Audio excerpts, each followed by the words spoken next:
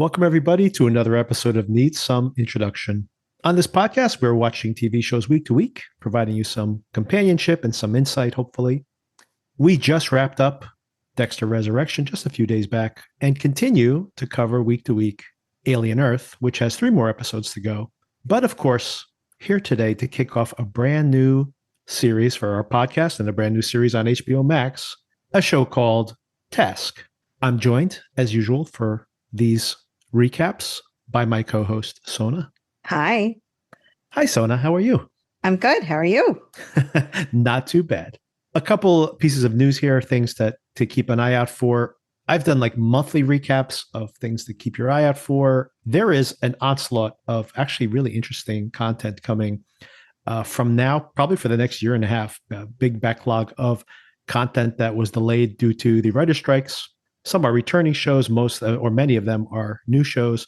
I'll keep you posted on all those things that I am interested in. Of course, the film festival is also ongoing right now and about to announce within the next week or so the Montclair Film Festival lineup, which I'll be attending. So I'll keep everybody posted as I watch those films. And if you'd like to watch along, or if you want to put things onto your calendars, expecting some of those things to come out in the near future.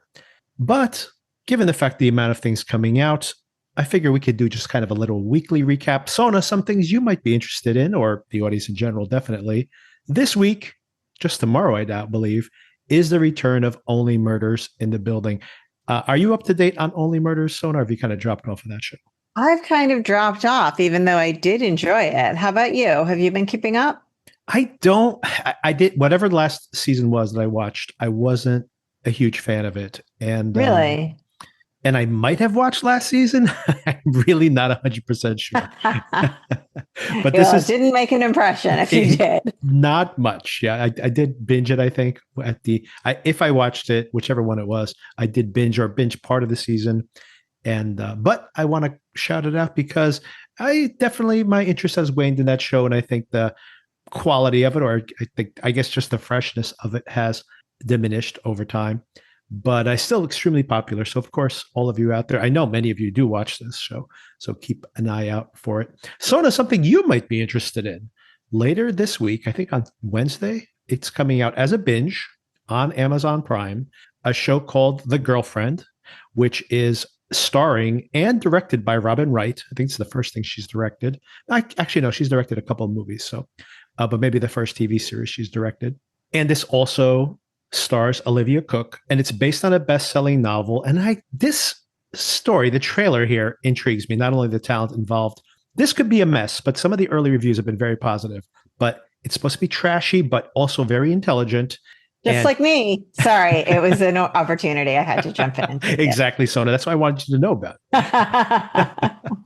But Robin Wright plays a upper class and very domineering mother who has a very close and loving, but a little Oedipal maybe relationship with her son. There are literally shots in the trailer where she's like in bed with her adult son, they're having a conversation, and it's a little creepy, a little too intimate. And then into the fold comes Olivia Cooke, which you may know for Thoroughbreds. And of course, she's was in season 1 of Slow Horses and on House of the Dragon. So very famous British actress. And she comes into the fold, and she's a poor woman, but she seems to be really in love with this son, but at the same time, maybe wanting to climb the class ladder a little bit here as well. Mm-hmm. And these two women start using the son, playing mind games and using the son as a pawn in this. And I haven't read the book and I haven't seen the show, but apparently there's a real shocking twist that happens about halfway I love through. A twist. Yeah. From the reviews I've read say that it has like a perfect button on the story. So I am, maybe like one of those like WTF moments at the end. So anyway, all of this is intriguing. I like these kind of a trashy show that is also intelligent. This seems like something I could watch with my wife, which I'm always looking for things to watch together, although we are watching Task together, so that's a good one too. I'm intrigued.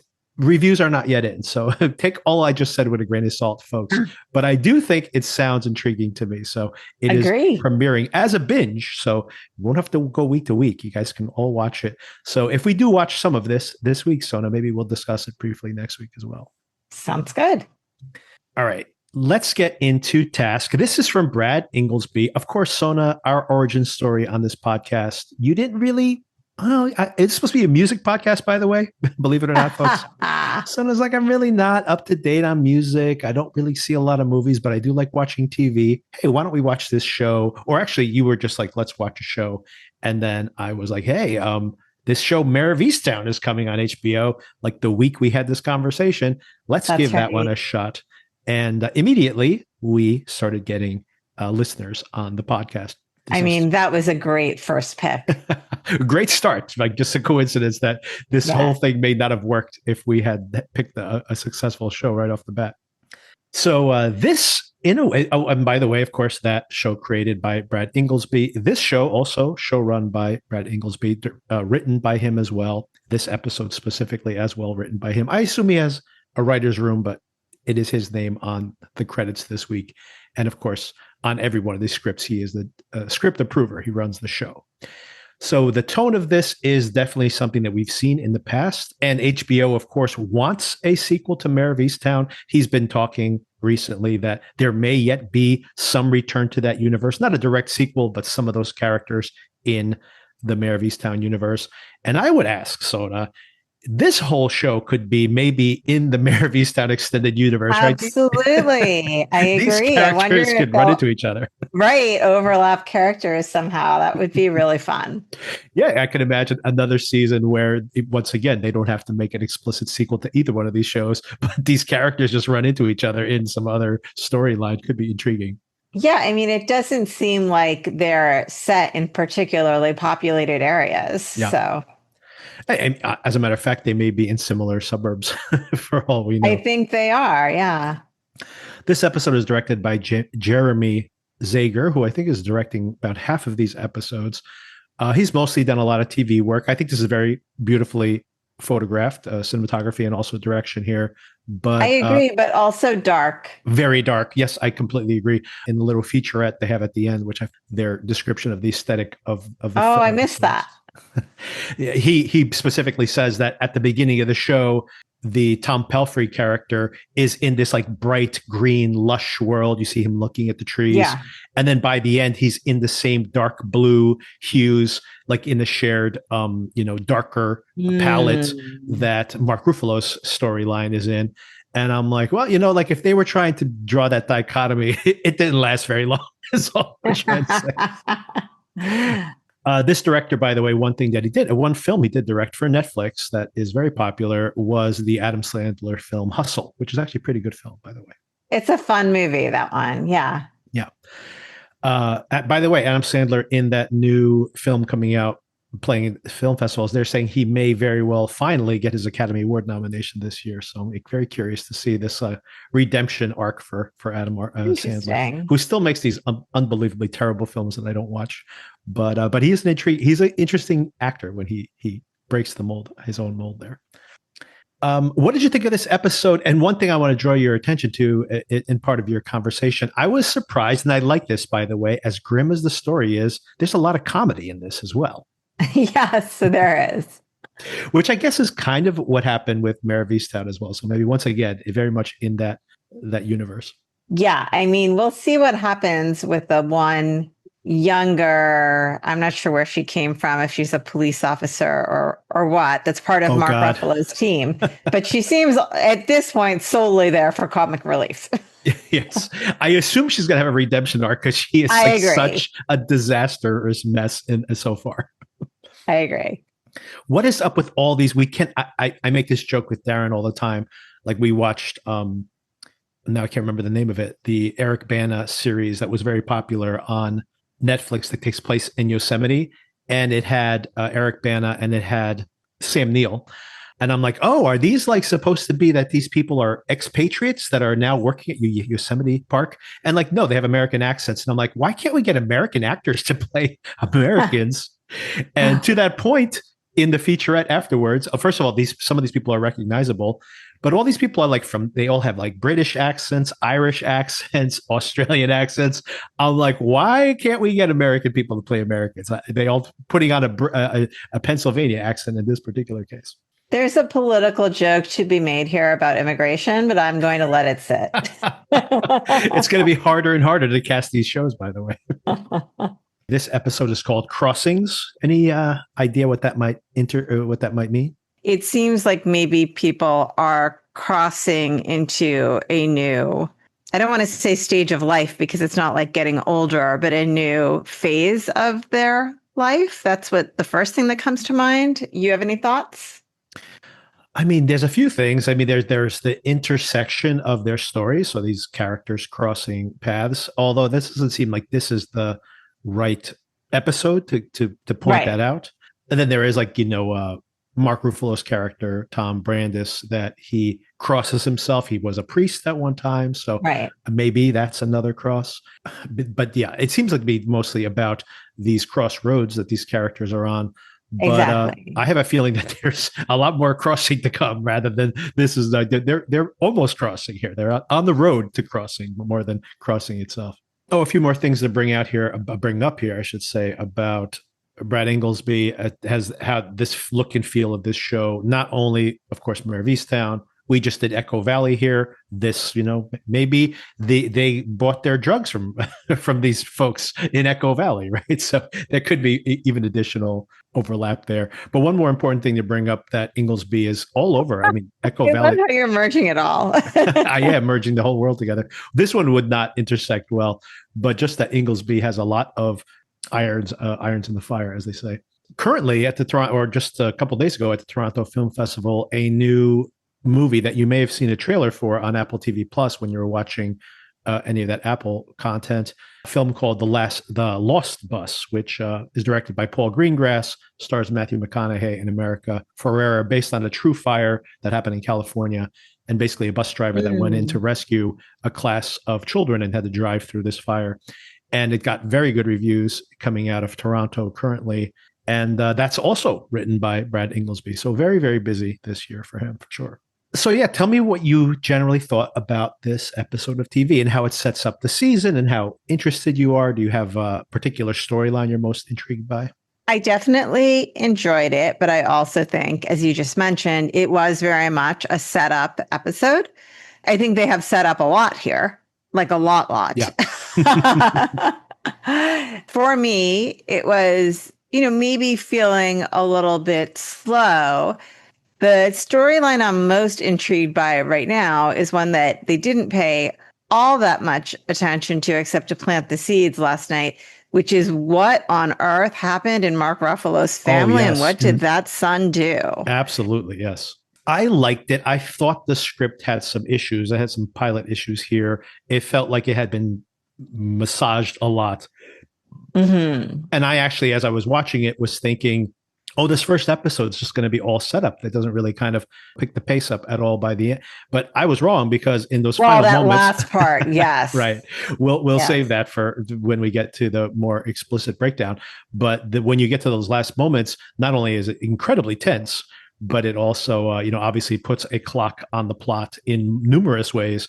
And that kind of surprised me a little bit, given the pacing for the first 2/3 of, or maybe 3/4 of the episode. Slow, I felt. Right. I thought this is character development and we're going to delve into all this more as it goes forward. And then all of a sudden I started thinking like the timeline of this story now after the final moments of this episode can't be more than a few weeks.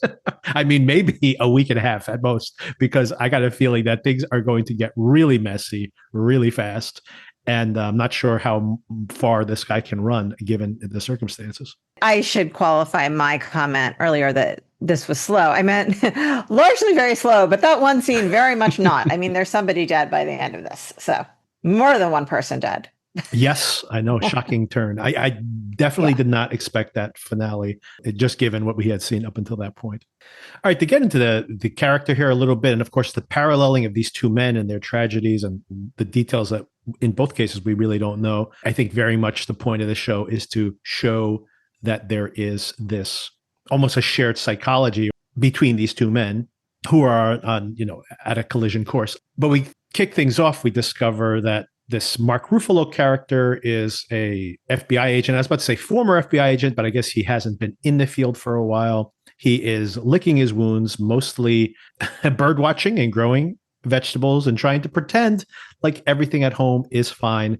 But of course, something really traumatic has happened in that house. As you mentioned, his son is currently in prison.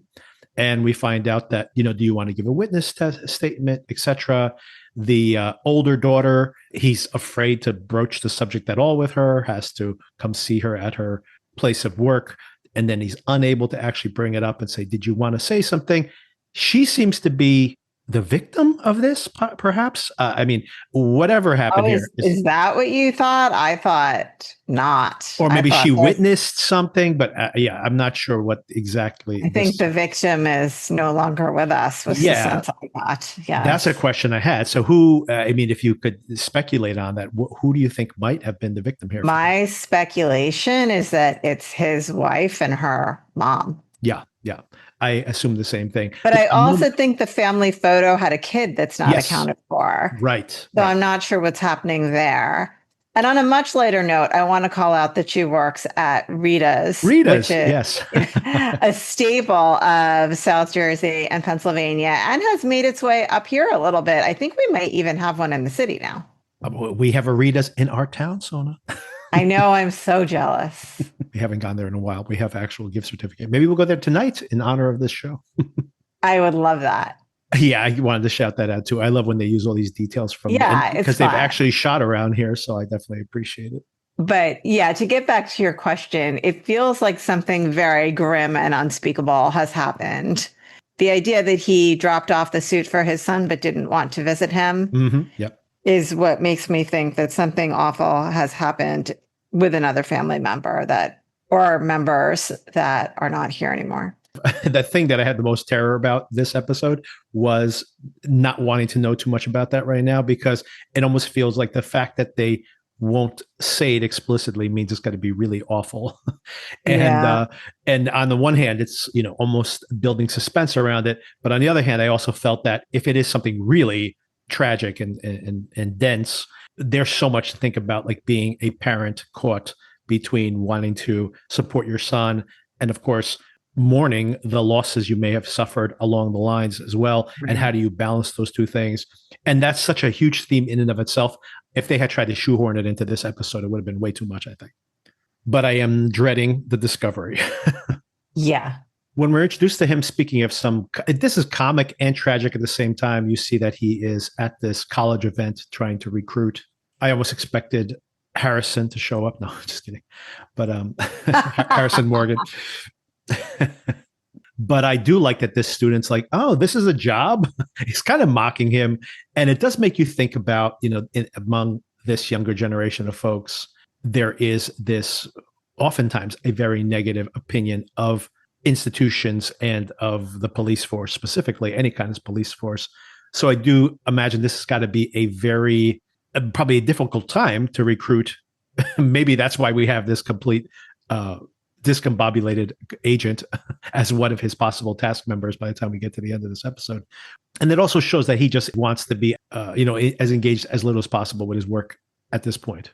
Yeah, it's interesting. I guess I'm remembering a different time, all those decades ago, that I was in school, because to me, both the FBI and the CIA would have a level of prestige and just an elite nature that, regardless of what was going on in the world, I would think there would be a long line of people wanting to be a part of that. But I grew up in a very different time. When the X-Files was at the peak of its popularity among a very young segment of the population, that FBI recruitment was like through the roof, which is a little ironic because that show, like the FBI is like in on these dark conspiracies, but it worked in selling the FBI anyway. I think we're maybe at the other end of that at the current moment. What else do we discover about him here? He was a former priest. What do you think about this drunken night he has with this priest who comes by the house? I think, first of all, Mark Ruffalo is so good at playing drunk because it was clear from the outset that he was drunk even before we saw him pouring the drink, right? Yep. So I liked that, just the way that was conveyed. And I like this priest character, and I hope we continue to see him as kind of I don't know if foil is the right word, or maybe a confidant, but I like the dynamic between them and I want to see more of it. Yeah, this type of thing in general works for me, where you have this different versions of the characters in the show together. Like we're probably going to discover that Tom Pelfrey's biography is very, very different than this ascetic type of character. Wanted to be a priest, probably always followed the rules, eventually went into law enforcement. And now he's like in this moment where he is dealing with similar tragedy in some ways to the Tom Pelfrey character, Robbie Pendergrast. And then I like when you have these like alternate versions of somebody, like him talking to his priest friend, and like that's another version of his life he may have had, right? And they have quite an interesting biography. Like, I think he was in Africa as a missionary, I assume, some kind of missionary work in Africa when they met. And they're playing like African music from the 1970s, once again, probably reliving this moment they had together. Yeah, I think that is kind of like the soundtrack of their youth to some extent. So it's a little on the nose, but I do like this. I like this idea when you see in a show where you use characters as these remembrances or kind of like almost like signposts for different versions of this person's life. And of course, he's got to be thinking about that given whatever this tragedy is in his current moment. Yeah, and I thought his friend did a good job of tolerating his somewhat sacrilegious comments. Yes.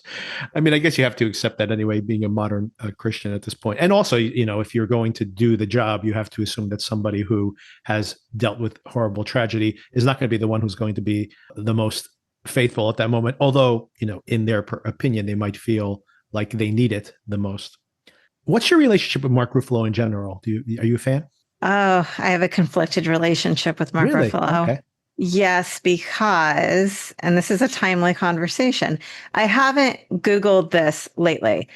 I have always been a big fan of him. I think the first time I saw him might have been in 13 Going on 30. Oh, yeah. Mm-hmm.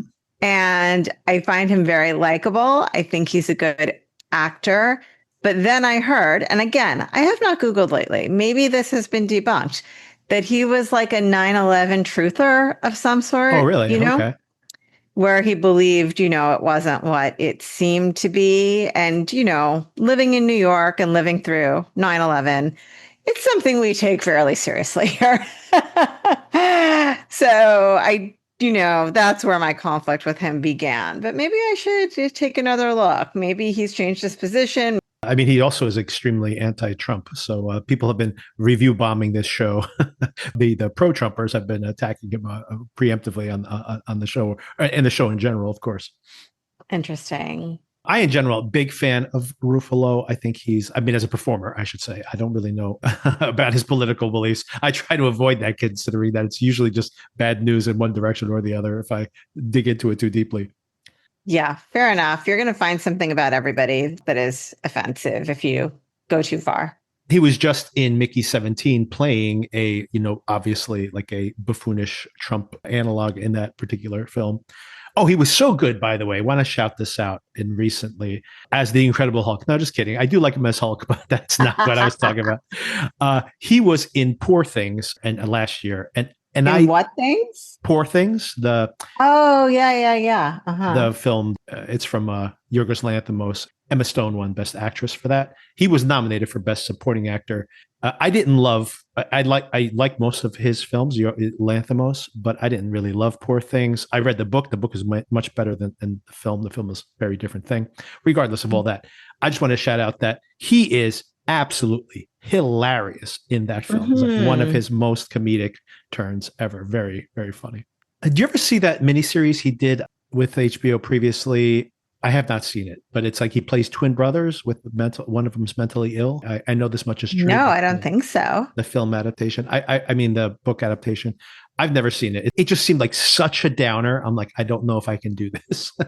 But hey, if you guys want more Mark Ruffalo and you have an HBO subscription, it's right there for you. Oh, and one more thing on him before we get the plot going. Martha Plimpton shows up, and as Kathleen McGinty, she's this head of his manager. Looks like she's about to lose her position, but in the meantime, she's like, "Hey, why don't I assign you to this task force?" I assume that this. Obviously, he's got a lot of stuff going on right now, but it seems like she's doing this as a way to like get him out of his head, like get into a routine, do something productive.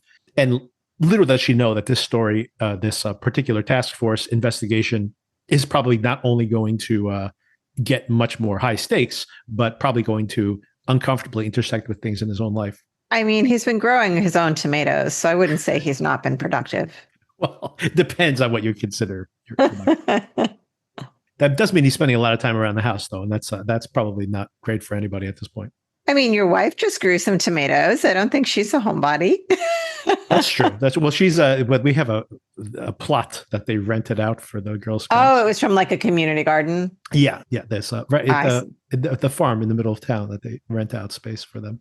I mean, you don't have to rent it out. I think you just claim it. But yes, we did grow tomatoes, and they're delicious. They were delicious, as someone who enjoyed them. What's your relationship with Martha Plimpton? I find this so funny. I can't even remember what I've seen her in, other than the Goonies, obviously. But I can't remember what else I've seen her in.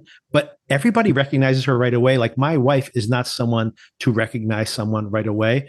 And I was watching this last night, and she's like, "Oh, Martha Plimpton." I'm like, how does everybody know Martha Plimpton? It's pretty funny. Yeah, it's so interesting because I actually remember her from when I was a kid, right? Mm-hmm, exactly, right. From when I was maybe 12 or 13 years old, I feel like.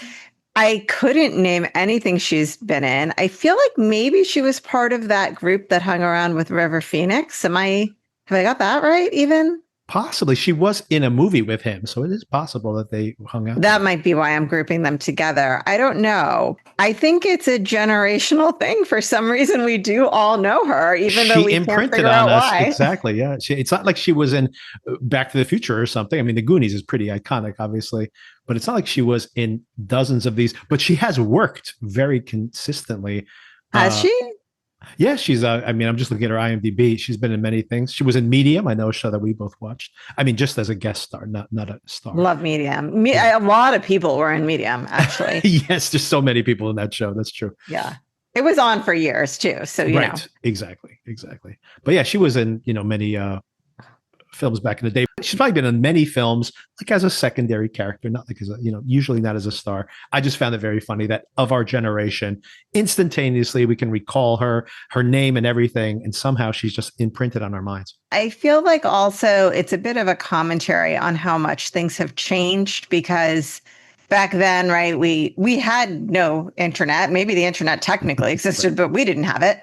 There was no culture of like Kardashians and stuff like that. And for this young woman to establish herself in our memories this way without doing anything scandalous, right? Without being, I don't think she's an unattractive person at all, but without being traditionally breathtakingly beautiful, it's impressive. More power to her. She was in Parenthood too. Just remember, she was in Parenthood. That's another big one. But that's still like early 90s, late 80s.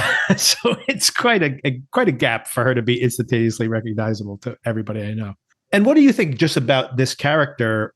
Do you agree with my assessment that this is kind of like her way of like on the way out the door? He seems to be like, "Oh, please don't make me do this." But I don't think she's doing this to be cruel, right? I think she's doing this to maybe just give him something to do that makes him other than being a dad in the midst of probably what is a horrible situation at home.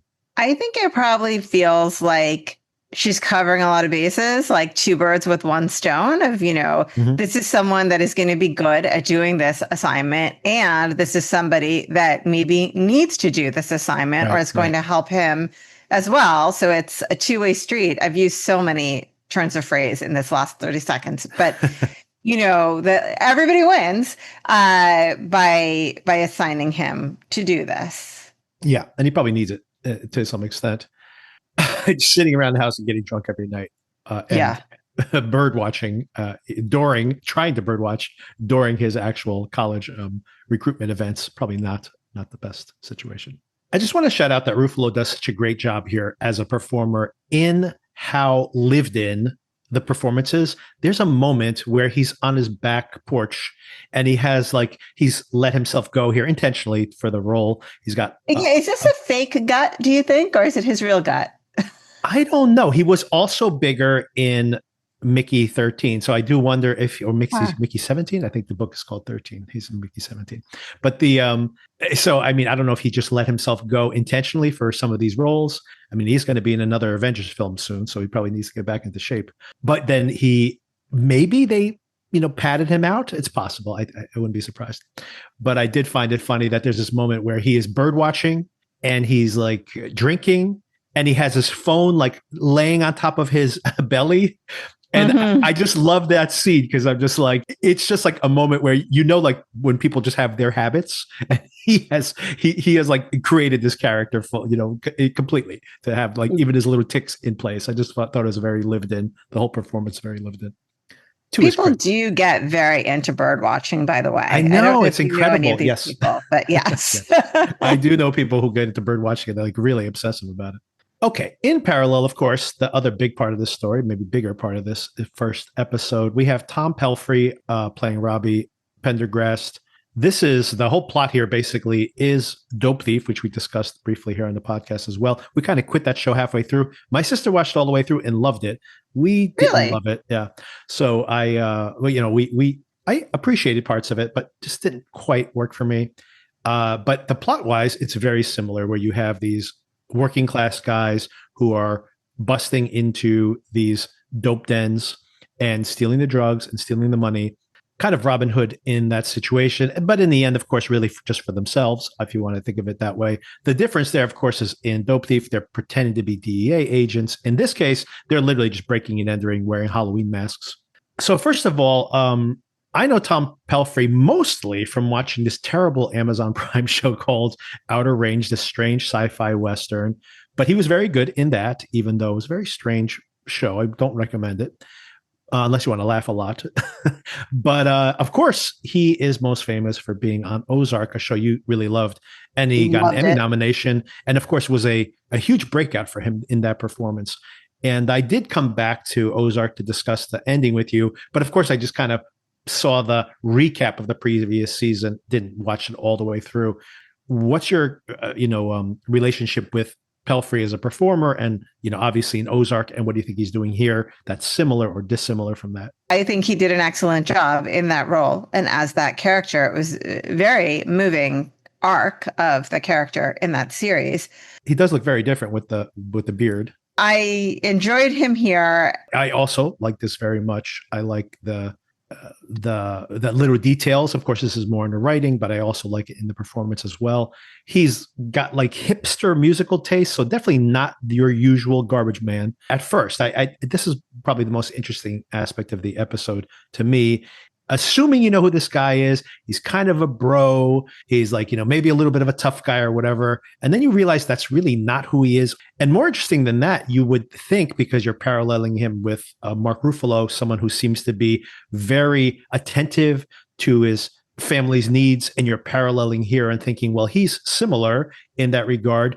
But it seems over the course of the episode, where it's kind of revealed that he's kind of a loser, right? Like he is not the parent of this older or young woman, but older daughter figure. I originally thought these were 3 kids of his. Turns out, no, that's not. It's actually his older brother who's passed away. We don't know the details of that yet. Right. That he's now in this combined family. And at first, again, you're like, isn't this nice? He took her in. It's like, no, he doesn't have a house to stay in. Right. So now he's staying in her house because she inherited from her father who's passed away.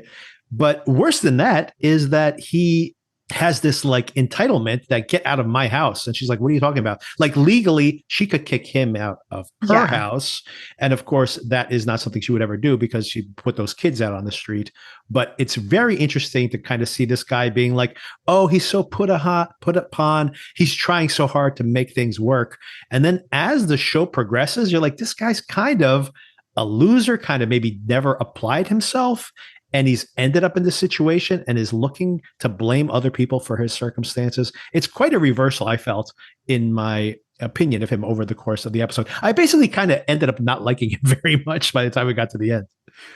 Yeah, and his wife left him. We're not sure why. Right. I mean, she could be, for all we know, she's an addict who, I don't know. There might be other things going on, but we do know that the wife left him and he was hoping she would come back. And the kids, of course. That's always what I always think about these. Oftentimes you hear these stories about these moms who walk out on the family and they have all these interpersonal issues. They have problems with their husbands or with their spouses. And then, but you think about those poor kids, especially the youngest children, right? It's just like, without a mom, and he's still waiting for her to come back, although he's thinking about online dating. Right. I always find this very interesting. This guy's own self-perception, like he perceives himself as a good dad and as a good friend and as a good brother, and somehow honoring his brother's memory or something. And then as you reach out, you're like, man, this guy's a loser. And and now he's being tested. It's a huge test. We'll get to the end of the episode, but a huge test for whether he is the person he says he wants to be or says that he is, and whether and what's that going to turn out to be. And I do worry that he doesn't pass this test in a way. There is some comedy here, of course. I do like the fact that he is, finally activates his dating profile. Meanwhile, this poor young woman is, trying to just have a date and just trying to have a little fun. She's not even really into this guy. And of course, he's the whole closet situation. Yes. And he's similarly, trying to do the same thing. Then, of course, his dating profile experience instantaneously goes in a direction he didn't expect. He goes into her room to try to find some, I guess he wants to smoke some pot. And then, of course, has to hide in the closet when she shows up. And of course, things get worse and worse as it progresses from there. So, and that's funny. But then he shows his true colors, right? He is at first apologetic, but then when things get ugly, he immediately gets defensive. But of course, he's in the wrong. It's not even his house in the end. It's like so crazy. I thought this was entertaining, but also really revealing of character. And of course, it gets very serious when she confronts him after that. She lays it all out. She's just like, you are the one who's an interloper. Yeah. And of course, those poor kids, right? She walks inside and the kids are like, please don't leave. Please don't leave. And of course, she can't leave them, and she even says that, right? He goes, I'm fine here without you. And she's like, if that was true, I would have left by now. Yeah. Although once again, I feel bad for this girl. If she actually left, terrible, to feel like, I'm going to leave them the house, because of course she doesn't want to do what's wrong for the kids. But I mean, theoretically, she lost her dad, but this house could set her up in some way. The fact that she would go work minimum wage somewhere and give away her house, which is like the only thing her dad left her, is really sad. Yeah. And we find out that she's 21, right? Which is just entirely, in my eyes, having been 21, she's still a child. This is too much responsibility. She should be in college and putting all this behind her, at least temporarily, until she has to come back into it. But yeah, it's just really sad.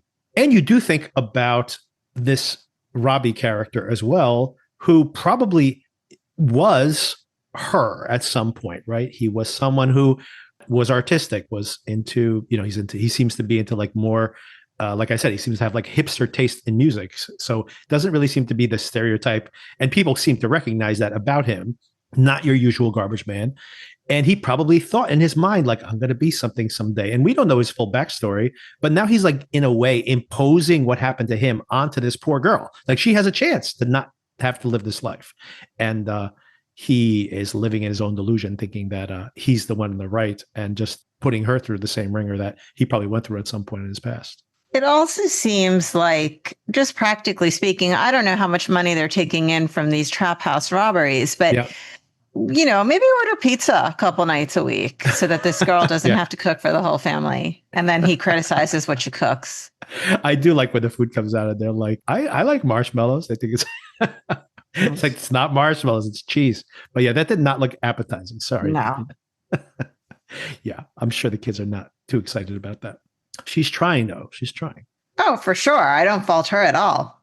Back with Tom Brandis, his character, he gets given this, I guess, a drop house or a crack house or whatever it was, an abandoned location, which has been, the FBI has taken possession of, and that is where they're setting up stakes for this new task force.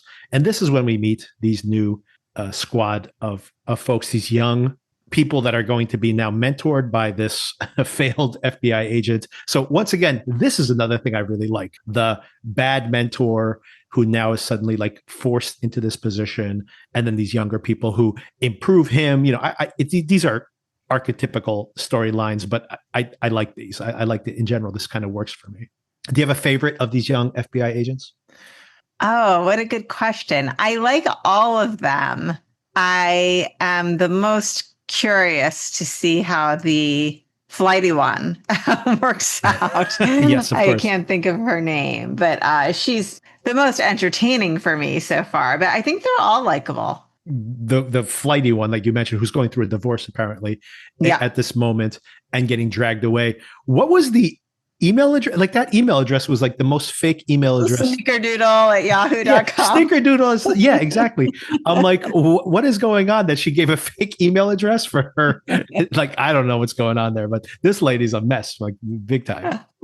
This actress, by the way, is Alison Oliver. She was in Saltburn recently. She's an Irish actress. Once again, I don't understand why they can't hire Americans to play these parts.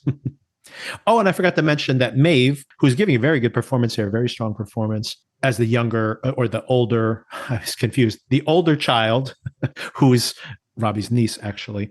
Yes. The character's name is Maeve, played by Amelia Jones, who was in the Academy Award winning, believe it or not, people forget this, it was the COVID Academy Award. She was in Coda, the film. Have you ever seen Coda by chance? No, I haven't seen it.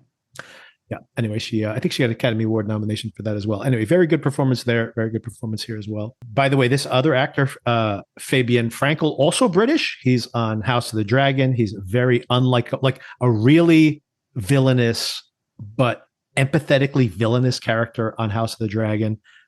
If you guys watch that show, he's very good on there. And again, another British actor playing a Pennsylvania person. Okay, sure, whatever. And also Thuso Mabidu playing Aaliyah, who's another agent here. I do like where he's just like, oh, your name is Leah or you're a Leah? Like, no, my name is Aaliyah. This ragtag group, she seems to be the rule follower.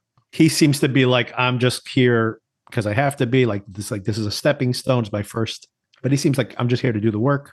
And then, of course, we have Sneakerdoodle over there being a total mess. She does seem Maybe to be once productive. The recliner situation gets resolved, she'll be more present. Maybe she decides I do want that recliner. And of course, as the plot unwinds here, we see one of these drug dens get raided successfully. Basically, what they've been doing, grabbing cash mostly. They don't seem to be interested in the drugs. They just seem to be interested in the cash, which of course is easier to get rid of, untraceable as well. Like you mentioned, who knows how much of this money how much they're taking per raid. Two folks that he's doing this with. One is Cliff Boward, played by Raul Castillo, who is his partner. They're basically learned about these locations and cased them out since they are garbage men. So they're like literally rolling through these towns. A very clever plot development, right? Think about it. Would you ever pay attention to the people who are collecting your garbage? And for all you know, they could be casing your house the whole time.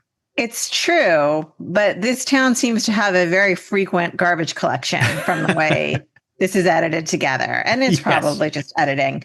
Right. But I would notice, like, why is the trash guy here when trash day isn't for 2 days? But you know. Well, the trash cans are out, so I do think it's an editing thing where they just because the trash cans were out both times they were there. So I assume it's just a couple of days later. We have trash pickup twice a week. We actually have trash pickup like every day, but it's like different types of trash, special trash. So, maybe it's the same situation where they're rolling by every single day for some reason or another.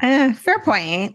Do the same people come for the recycling as come for the regular trash? Not always. That's true. Like, I think that I think they might be different services for the oversized and for the compost and for the recycling and for the garbage. They are different, but they are here every single day. So, but who knows? Maybe in this place, it's the same. They do recycling one day. Yeah. They do garbage the next. They do oversized. So they're rolling through those towns continuously. But even if it's a couple of times a week, that's obviously enough for them to get familiar with the lay of the land. This is neither here nor there, but I wonder if they're part of a union. But anyway, go ahead. I mean, we have contractors, so I do think it's different trucks that come. So it is interesting to think like, oh, you negotiated that differently, or maybe one only picks up garbage and one only picks up recycling. I honestly don't know how any of that works. Mm. Oh, and of course, I keep forgetting we have to bring this character up because he doesn't last too long on the show. Oh, Peaches. Peaches, right? Owen Teague playing Peaches, who, they set him up as this like buffoon. They have that there's the, at the lightest moment, literally, visually, the lightest moment of the show, Mm-hmm. we have this successful heist, and they all Mm-hmm. go jump into this quarry together. By the way, this taught me I have no idea what a quarry is. I thought a quarry was full of rocks. I think from watching the Flintstones. Yeah, quarries fill up with water. If you've ever seen Breaking Away, I highly recommend this. Absolutely incredible. One of my favorite movies when I was growing up, Breaking Away. And all those guys go and swim in the quarry, right? They like want to leave the quarry town because their dads were quarrymen and they don't want to be quarrymen, and they're dreaming of leaving town. Maybe a good companion piece to this particular show as well. But do check that out. Great. And they similarly love to go and dive into the quarry. That's where they get there to hang out. Over here, it doesn't seem to be as popular anymore because in that show, in that film, I mean, there's like a lot of people hanging out at the quarry. Here, it's just them. They're the only ones that go down to the quarry. The water's probably disgusting in there. Could be. I'm just speculating. Go ahead. But they go and go for that swim. And like I mentioned, it's kind of like a very light moment where they're like, everything's working for the time being. And Peaches is like the sacrificial lamb. Like as soon as they bring him in there, they're like, oh man, they're making fun of his skinny butt. That skinny butt's not going to last too long. Yeah, and we discover more of what might. I mean, we speculate more, and we discover, like you mentioned, there's a really good scene where Ruffalo shows up, and they're like, "Oh, if you hang around a little bit longer, visiting hours are coming up. You're dropping your suit off for the court appearance for your son." And he's just like, "I don't want to see him." And I like the way that he's like, he literally just says, "No," and then he's just like, "I don't want to see him." He just like explicitly says, like, "I don't want to see him." So, I mean, it's very rough. And, once again, I can't imagine how conflicted this is that he's there. Who else is going to bring him his suit? It's literally he's the only person who can do it. And at the same time, he's probably has this rage over what this person has done. Yeah. And he's not dealing with it because he can't just be rageful all the time because he's got kids to raise at home. Yeah. It is very empathetic. I mean, incredibly. It's so funny because I have such an empathetic perspective of him. I'm like, oh, this lazy guy's kind of like at the end of his career, doesn't want to get dragged out of things. And over the course of the episode, I became more and more and more empathetic towards this character. And similarly, I'm seeing like the Tom Pelphrey character, and I'm empathetic towards him. It's just like, he's trying to make ends meet. He's trying to help out his family. He's stealing from drug dealers. Who the hell cares? Like, F those drug dealers, right? Right. So, and then at the end, I'm like, this guy's a loser. He's going to get his friends all killed. And he literally gets one of his friends killed by the end and leave him behind. Well, they leave his body behind. But we do learn something very interesting about his character in the final scene, but we'll get there. Like we mentioned at the top of this conversation, it felt like, well, this is character development and, maybe we'll see another heist next week. Maybe something will go badly. Instead, we get this very tense, like really tense sequence in this house. They break in. Also quite dark at times, I will say. Yes, but yes, go ahead. I feel like some TV is so dark now I can't see anything. I actually had no problems following this, which honestly is a rarity. So I think they did a good enough job of lighting this, because I literally have seen things recently where I cannot make out the action on the screen. So this was better than that, at the very least. But they break in. These folks they run into are just such dicks. I gotta say, like these people are just asking to be shot. I gotta tell you. I mean, what do you care? Just, keep your mouth shut. I mean, even if maybe they don't know where the money is, right? And they didn't get any money from this stash house, right? I don't think so. Oh, they grabbed that bag though on the way out the door. That might have been drugs. You're right. Yeah. That person walked. Oh, you think it was drugs in there and not money? I think so. Because it's like it's heavy when he like drops it on the table. So I mean, maybe it's loaded with cash, and that would be great.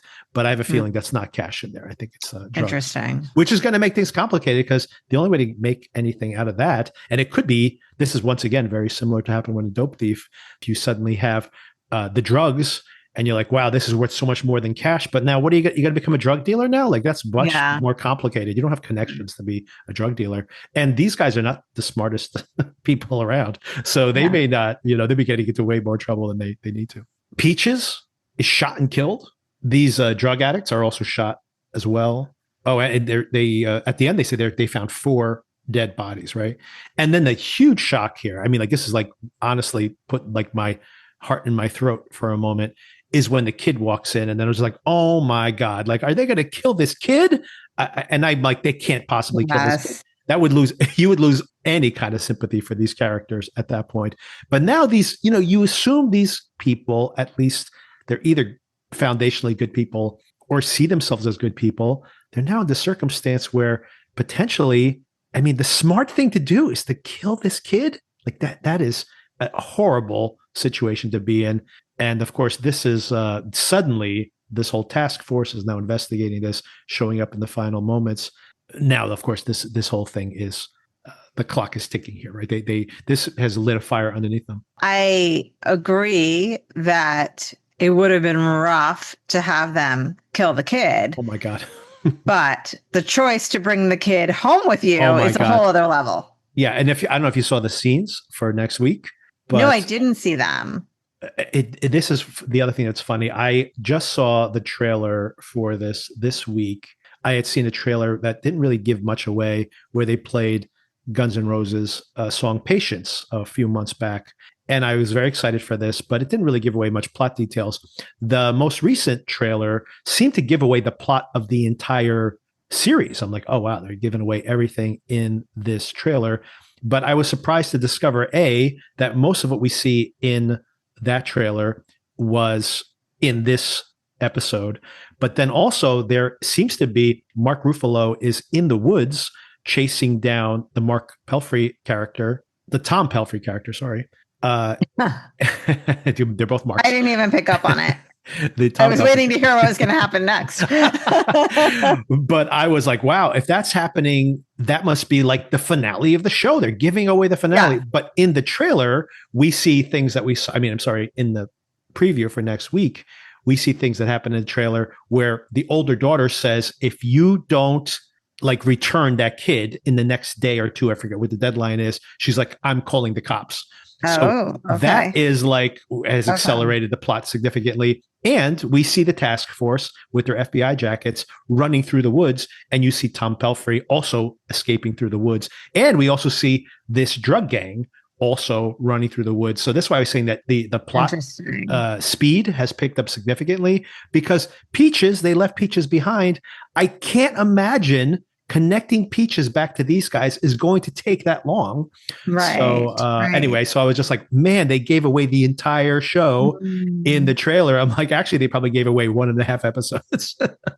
And there's a lot more plots to come after. Maybe there are several different chases in the woods. Yes, I actually do assume that that's what's going to happen. Like, speaking of crossings, my guess, and based on the trailer and based on the scenes for next week, is that they're going to get close to catching him now, but he will escape. And then, then the story will get more complicated. Like, does he negotiate the return of the drugs, the return of the kids? Do they discover who he is, or they just know that it's somebody and they're, the drug gang is doing their own investigation, one person at a time, slowly closing in on him, identifying who he is? Because, I mean, he's pretty anonymous. Like, Peaches he seems like a shady guy. He might hang out with a lot of different crew members. And they're like, well, the garbage guy is not going to be your number one candidate of his possible accomplices. So it might take a while to get there. Yeah. But I assume that the net is going to continuously tighten from week to week. That would be my guess. And the kid is such a wild card. Definitely not in the trailer. I didn't see that coming at all. I'm like, oh my God, he's got this kid in his house now. What's going to happen with this kid? The kid knows who they are. I mean, he's seen their faces. It's crazy. Yeah. Seems like a recipe for disaster there. Yeah. And I do not know how that's going to play out, because like I said, it seems like the only thing they could do is get rid of the kid. But God, how can you get rid of a kid? Like, it's a nightmare. So yeah, very, very intrigued by all of that. And that whole sequence at the end, so tense. It's going to go badly. You're like, oh God, these people just will not shut up.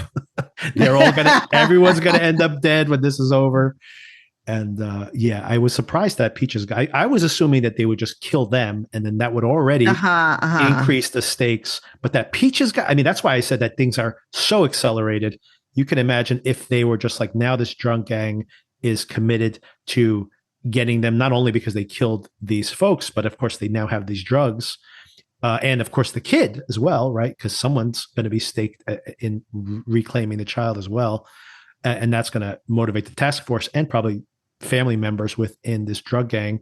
it just got so escalated. So it all escalated so quickly there at the end. It's so crazy. And of course, oh yeah, and of course, the thing I keep forgetting to mention is that Peaches is dead. Like that is such a clue that is going to inevitably lead back to them, right? It definitely, for an episode that was largely laying a lot of background and very slow moving, it took off in those last few minutes. It totally took off. I'm like, wow, did not see any of that coming. And I think very intentionally setting your expectations to be like, this is going to unravel slowly, everybody.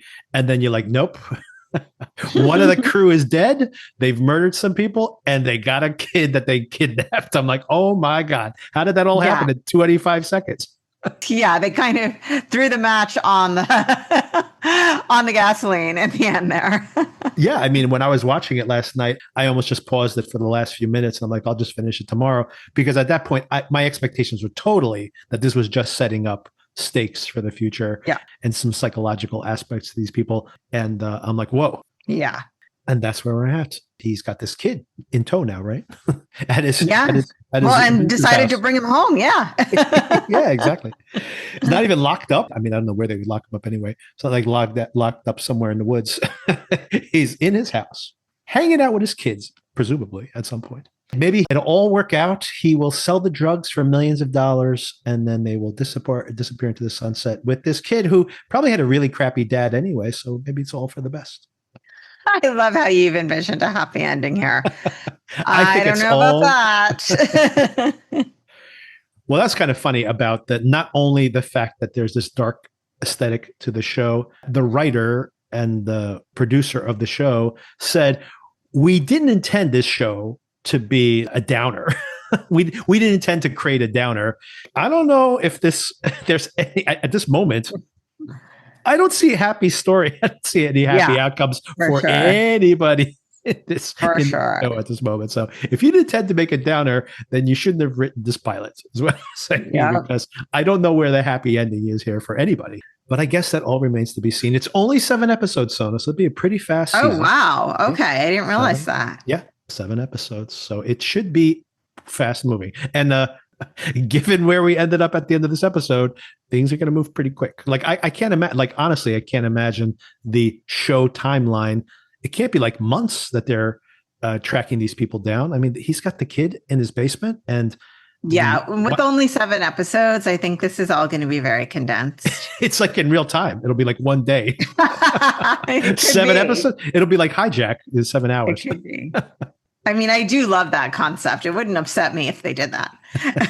Imagine the show turned out to be like in real time. Like it literally is like 7 hours of this investigation. Put the clock on them. Let's see what happens. All right. And that's when we leave things for this week. All right, Sona, thank you for the conversation. We'll pick it up there next week.